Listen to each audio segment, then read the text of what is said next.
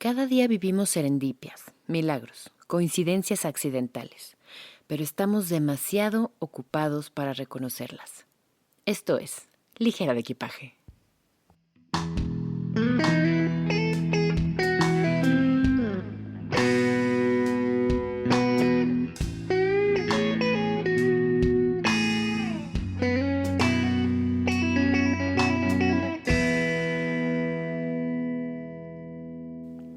Bienvenidos ligeros a un capítulo más de Ligera de Equipaje.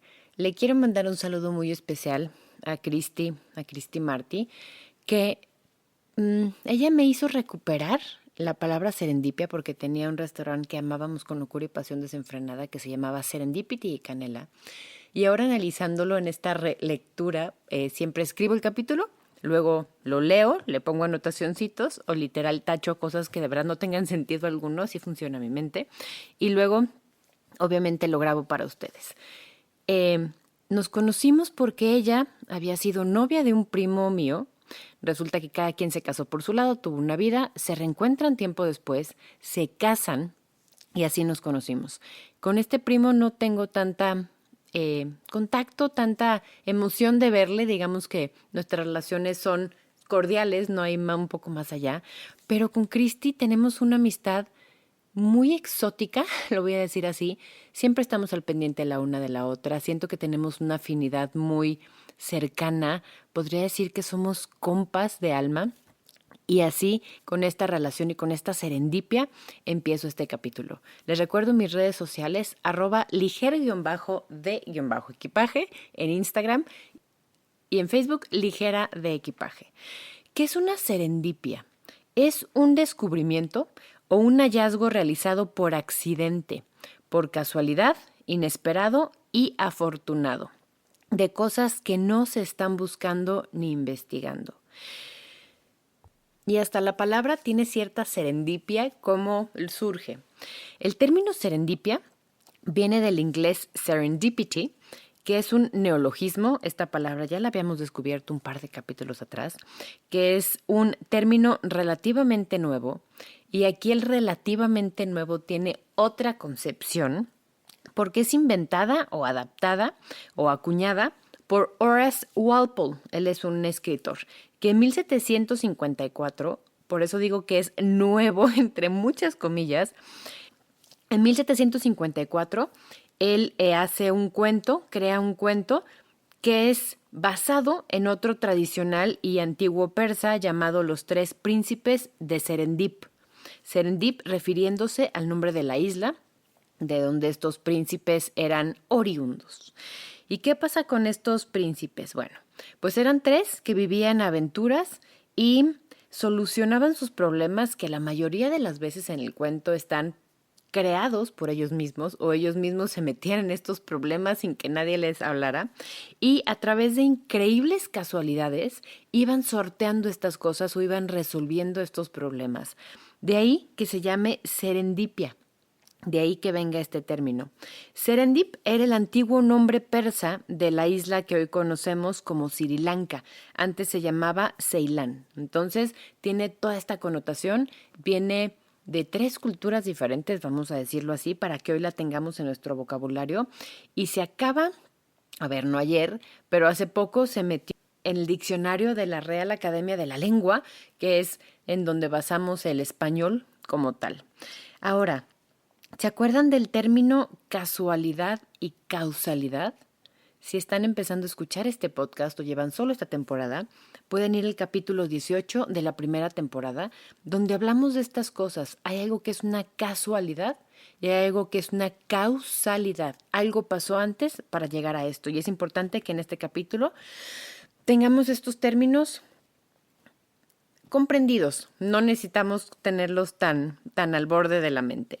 Ahí les doy el primer ejemplo con sello Ligera de Equipaje de la serendipia. Cuando llevas semanas o meses buscando algo que quizá no te urge, si te urgiera ya hubieras comprado otro, ya hubieras solucionado de otra forma, ya lo diste por perdido, ya tienes las mejores teorías de qué pudo haber pasado y de repente acomodando algo o moviendo algo que tenías ahí mucho tiempo, encuentras esto. Quizá ya no lo necesitas, quizá ya ni te es útil, pero encuentras. Este es este tipo de accidentes afortunados donde encuentras las cosas. Y a mí me acaba de pasar. Estaba buscando un bra deportivo que yo tenía. Entonces dije, no, quién sabe, ya lo dejé en algún viaje, ya se quedó en alguna maleta, ya se perdió. Y arreglando el cajón, que supuestamente yo digo que tengo arreglado de ropa, ahí estaba abajo. Ya no me sirve, ya no me queda, pero lo encontré. ¿Fue un accidente afortunado? Pues sí, porque lo voy a donar, pero es uno de los ejemplos. ¿Cuáles son los sinónimos para entender la sensación de la serendipia? Y esto es en mexicanismos, obviamente. Si me escuchan de otros países, que yo sé que sí, díganme cómo se llama en su país este tipo de cosas. Para México le llamamos chiripa. No sabía, pero hay gente, sobre todo en regiones como Yucatán, así que le llaman carambola. Le llamamos suerte, le llamamos coincidencias y le llamamos casualidad. Aunque serendipia es un término más profundo, más mágico, si lo quieren poner así, que lo que estos términos alcanzan a abarcar. Es importante entender que es algo un poquito más grande o un poquito más vasto. Y ahorita con los ejemplos, porque este capítulo va a estar plagado de ejemplos, vamos a entender por qué. La serendipia de los descubrimientos y cosas que hasta salvan vidas. La penicilina se descubre a través de una serendipia. Y les platico que es una historia maravillosa que algún conocimiento tenía, pero ahora que la investigué es más increíble todavía. Alexander Fleming estaba cultivando unas bacterias en su laboratorio. Obviamente estamos hablando de una persona, un químico que se dedica a este tipo de cosas. Por accidente, quiero entender que a lo mejor con la manga de la camisa, con un trapo, con un lápiz, con algo, por accidente contamina estas muestras que tenía con un hongo. Ese hongo lo estaba revisando en otro lado y se llama Penicillium notatum. Esto, al juntarte estas dos componentes, al juntarse las bacterias con este hongo, se da cuenta que empiezan a morir despaciamente, impidiendo la reproducción. O sea, imagínense que tienen este platito maravilloso y ahí empieza a ver cómo este honguito se va comiendo las bacterias y algo está pasando. Esto no es nada más un accidente. Él obviamente tenía conocimientos a priori, es decir, antes, tenía un razonamiento bastante científico, bastante químico, bastante como médico, y se da cuenta que hay algo más. Esto es importante también en las serendipias. Tienes un conocimiento, tienes ciertas cosas que te va a ayudar a que esto valga la pena. Este compa no era cualquier persona sin información, no era cualquier persona sin capacidad analítica, no era alguna persona de la limpieza que le estuviera ayudando, algún alumno que le estuviera echando la mano. Era una persona con el suficiente conocimiento y la suficiente información para hacer algo al respecto. Fue así que este hongo combatía las bacterias en el laboratorio, que se pone a investigarlo mucho más y a llevar las últimas consecuencias. También podrían hacer, como ya les comentaba, desaparecer las bacterias. No nada más paraba la reproducción, sino que se las comía. Y esto él lo traspola al decir, si esto pasa en esta muestra que yo tengo, a lo mejor también esto puede acabar con enfermedades en el ser humano dentro del cuerpo. No nada más él comienza esta investigación, hay muchísima personal y muchísimas investigaciones que se hacen al respecto, y es así como la penicilina nace como el primer antibiótico en la historia. En 1945, Alexander Fleming es otorgado con el Premio Nobel de Medicina. Así, un accidente con información, con observación y con una capacidad analítica brutal llega a convertirse en una serendipia. En la mayoría de las serendipias científicas y literarias, porque fueron las dos en las que más me enfoqué, porque fueron las dos que más me llaman la atención, tiene que haber un conocimiento, tiene que haber un estudio, tiene que haber un más allá antes, por decirlo así, para que la serendipia tenga una consecuencia y llegue más allá, después vamos a verlo como una línea. En la ciencia hay un método científico y en el general de las cosas que pasan, en estas casualidades accidentales, hay una gran observación, hay un gran poder de análisis de las cosas y de que algo puede pasar. Y aquí quisiera yo intervenir. Hay un tiempo. Vivimos deprisa, vivimos enfocados en que una cosa nos debe a otra y y que tenemos pendientes. En esto de las serendipias, las cosas llevan su tiempo y hay un espacio, hay una calma, hay una pausa para llegar a que estas grandes observaciones tengan un resultado maravilloso. Y como dicen, cuando el alumno está listo, llega el maestro. Creo que yo, en mis palabras, diría, cuando la serendipia está en tu talla y tienes el tiempo para encontrarla, te va a llegar. ¿Cuál ha sido tu mayor serendipia? ¿Te ha pasado esto alguna vez? No nada más esta casualidad mágica o este accidente afortunado, sino que sientas que hay un poco más allá de esto que te ha pasado. En otro ejemplo de serendipia médica, el descubrimiento del Viagra, de esta pastillita azul de la que tanto se habló y de hecho hay hasta películas sobre esta pastillita, comenzó como un fármaco que se hizo para tratar de controlar la hipertensión. Entonces, obviamente hay análisis, obviamente hay una cantidad exacerbada de dinero para estos análisis y resulta que a la gente a la que les empezaron a dar en estos trials, en estas pruebas, esta pastillita, tenían otros efectos secundarios mucho más importantes y obviamente más comercializables que el control de la hipertensión. Es así como nace el tratamiento de la disfunción eréctil, que fue uno de los primeros que se puso a la venta y creo que ha sido como la mejor de las ventas que ha tenido Pfizer, si no recuerdo, es la farmacéutica. Y este es un ejemplo donde no nada más se ayuda a la gente a tener controlados ciertos problemas, sino que una farmacéutica se hace millonaria. ¿Cuántas veces confundimos la serendipia con suerte, con que alguien del más allá, alguno de nuestros ángeles guardianes, alguno de nuestras personas que ya se nos adelantó, alguna entidad religiosa a la que seamos adeptos, nos está ayudando con eso? ¿Cuántas veces decimos, es que desde el cielo me lo mandó? ¿Cuántas veces decimos, es que el universo confabuló para que yo tuviera este tipo de cosas o para que a mí me pasara eso? Es quizá lo mismo, pero le ponemos otro nombre. Le podemos llamar milagro, le podemos llamar casualidad, le podemos llamar recompensa divina y es la misma energía que nos lleva a este tipo de cosas.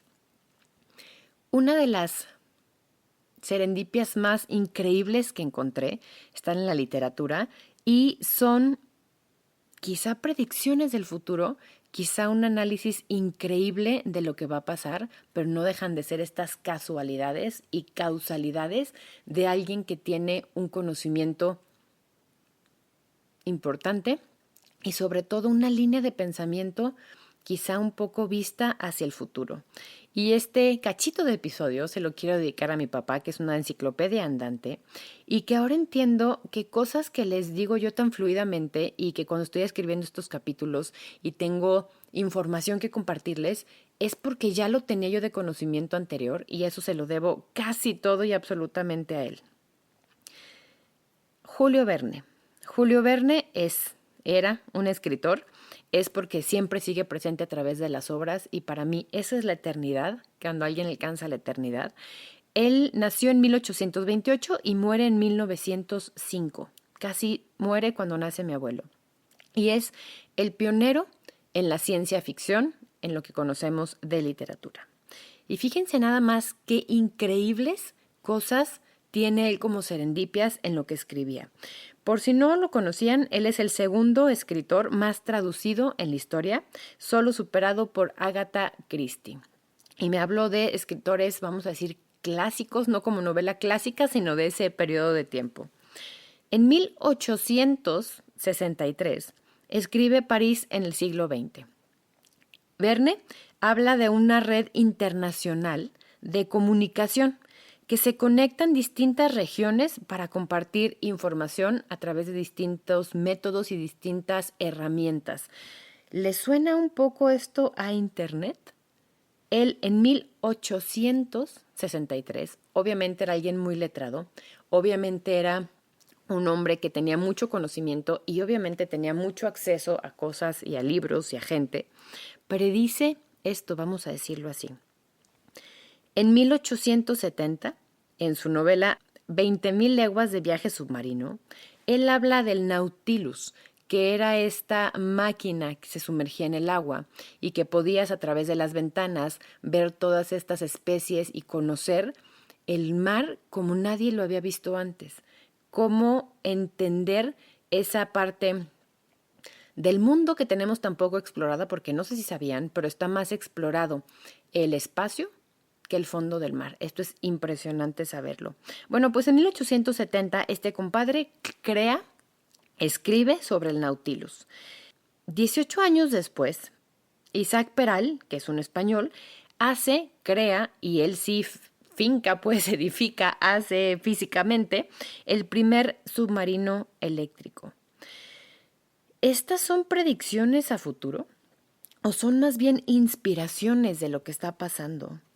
Hay ciertos lineamientos lógicos, podríamos poner entre comillas, del devenir histórico y tecnológico, agregaría yo, que para muchas mentes es lógico que si una cosa empieza una comunicación por teléfono, vamos mencionando a Abel, y después hay algo que más se puede hacer, que además de teléfono puedes mandar datos, y además de hay mentes tan, no diría avanzadas, diría tan diferentes en la forma de pensar, vamos refiriendo a los distintos tipos de inteligencia que habíamos mencionado en capítulos anteriores, que su mente les da la proyección a futuro o les da ciertas cosas lógicas, repito, para ellos, donde pueden seguir creciendo y donde pueden seguir innovando en la vida.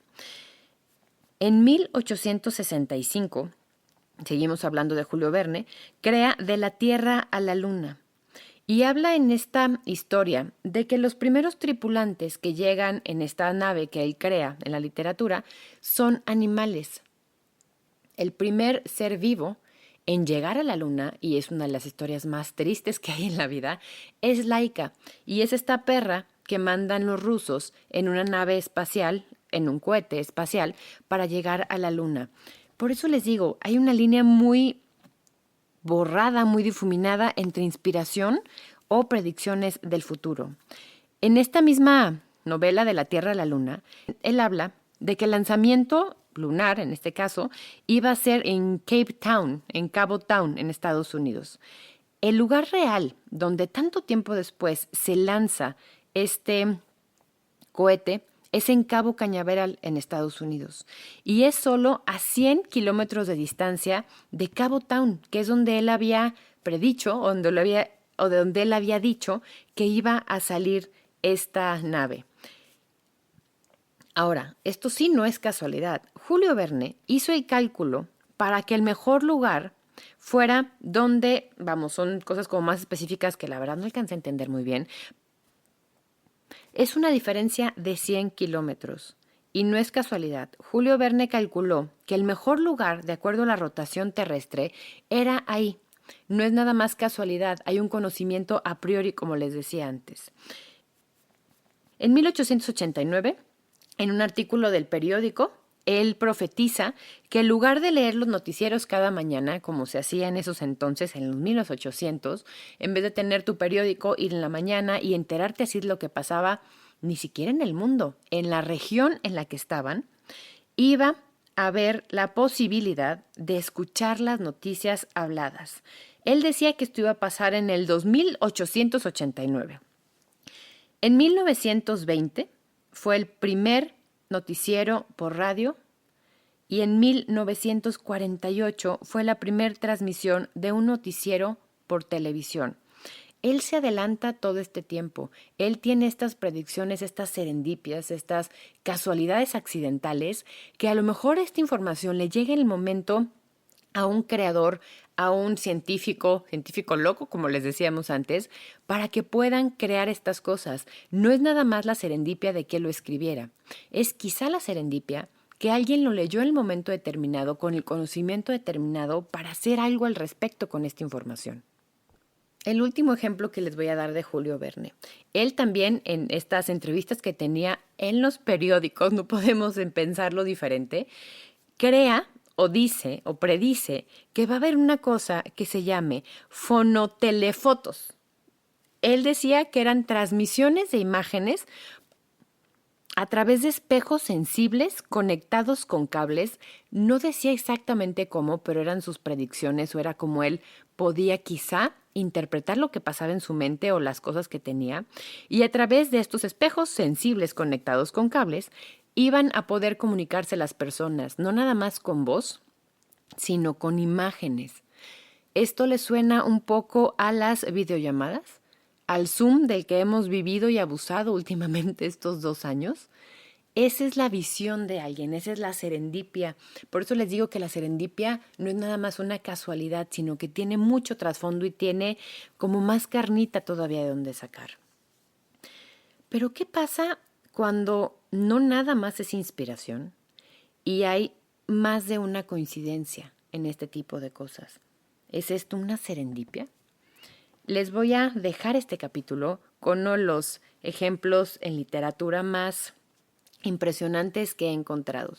Obviamente hay muchas interpretaciones, obviamente hay muchísimas cosas diferentes que se pueden encontrar o no, pero déjenlo en su mente. Y todos estos ejemplos son para que ustedes encuentren esas serendipias que les han pasado, esos conocimientos que a lo mejor teníamos y nunca nos sirvieron para nada y que aprendimos en la primaria y de repente en una cita con alguien nos son útiles y luego van a pensar que somos muy brillantes y es a lo mejor algo que guardaste toda tu vida para usarlo solo en ese momento. Y ahí les va.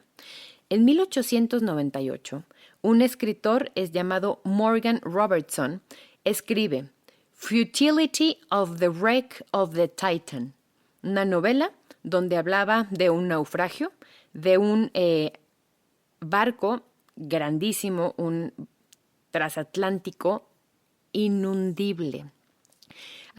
En esta novela se narra el naufragio de un barco llamado Titán. Choca contra un iceberg y obviamente tiene cosas catastróficas. ¿Les suena un poco esto? ¿Les suena a la película que todos conocemos basada en los hechos del Titanic? Y fíjense bien las casualidades, las causalidades y quizá las serendipias de lo que escribe este autor en 1898. Ambos se hunden en su viaje inaugural en el mes de abril. Ambos chocan contra un iceberg en el Atlántico Norte, a 400 millas de la isla de Terranova en Nueva York. Esto es a donde iban a llegar. Si recuerdan, el Titanic sale también en su viaje inaugural lleno de gente muy millonaria, de gente muy pobre, de gente de todo tipo. Ambos barcos tenían pocos botes salvavidas, 24 y 20 respectivamente.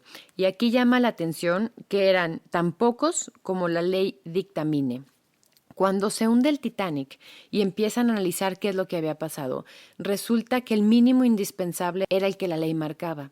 Y aparte de eso, la persona que construye el Titanic, obviamente el grupo de personas que construyen el Titanic, deciden no poner más barcos salvavidas porque se veían feos, porque viendo el barco y viendo esta inmensidad y también llamado inundible el Titanic, estaban más preocupados en la estética que en la funcionalidad del Titanic. Zarparon los dos desde Southampton, Inglaterra. Ambos capitanes del barco llevaban por apellidos Smith.